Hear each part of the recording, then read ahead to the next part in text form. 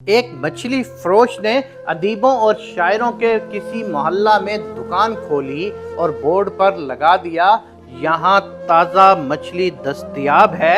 ایک ادیب صاحب کا وہاں سے گزر ہوا، انہوں نے بورڈ پڑھنے کے بعد مچھلی فروش سے کہا، میاں اتنا لمبا جملہ لکھنے کی کیا ضرورت تھی، اتنا ہی کافی تھا کہ تازہ مچھلی دستیاب ہے۔ مچھلی والے نے لفظ یہاں مٹا دیا۔ اس کے بعد ایک اور صاحب آئے، انہوں نے بورڈ پر نظر ڈالنے کے بعد فرمایا، بھائی مچھلی کے ساتھ تازہ لکھنے کی کیا تک بنتی ہے، ظاہر ہے مچھلی تو تازہ ہی فروخت کی جاتی ہے۔ مچھلی فروش نے لفظ تازہ مٹا دیا۔ اب تحریر کچھ اس طرح کی نظر آ رہی تھی کہ بورڈ پر لکھا تھا مچھلی دستیاب ہے۔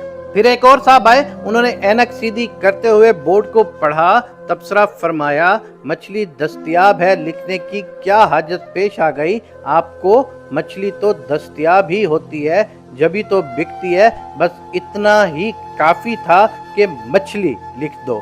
لہذا اب بورڈ کچھ یوں دکھائی دے رہا تھا کہ بورڈ پر لکھا تھا بڑا کر کے مچھلی۔ اس کے بعد ایک بڑے ادیب بھاری مینڈیٹ کے ساتھ آئے اور انہوں نے یہ تبصرہ فرمایا، بھائی یہ بورڈ لگانے کا تکلف ہی کیوں کیا ہے آپ نے، مچھلی تو چیز ہی ایسی ہے کہ اس کی بو گلی میں داخل ہوتے ہی دور سے محسوس ہو جاتی ہے، لہذا مچھلی فروش نے وہ بورڈ ہی ہٹا کر سائیڈ پر رکھ لیا۔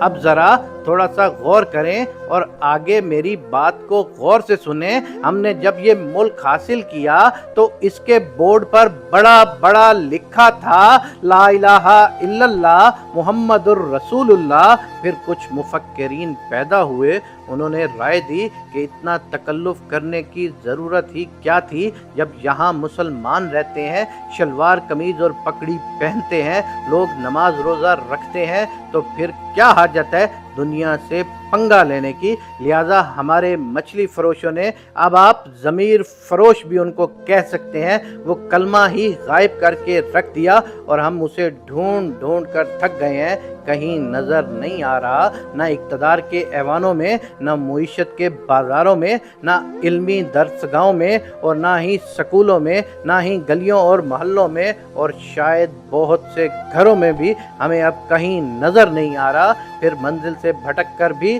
محو سفر ہیں، اور ایک چھوٹے سے مننے سے بچے کی طرح ہم دیکھتے جا رہے ہیں، سبھی تو نہیں مگر بشمول میری ذات کے بہت سے شاید واقعی بھٹک گئے ہیں، کنفیوز ہیں، بہت کچھ بھول گئے ہیں، اور جو تھوڑا بہت یاد ہے وہ بھی بھول رہے ہیں۔ کیوں؟ بات صرف دوسروں پر انگلی اٹھانے کی نہیں، ضرورت شاید اپنا گریبان جھانکنے کی بھی ہے، اور آخر میں یہ کہ بات کسی ایک جماعت، ایک گروہ، کسی ایک فرد کی نہیں، اور نہ ہی یہ سیاسی بات ہے۔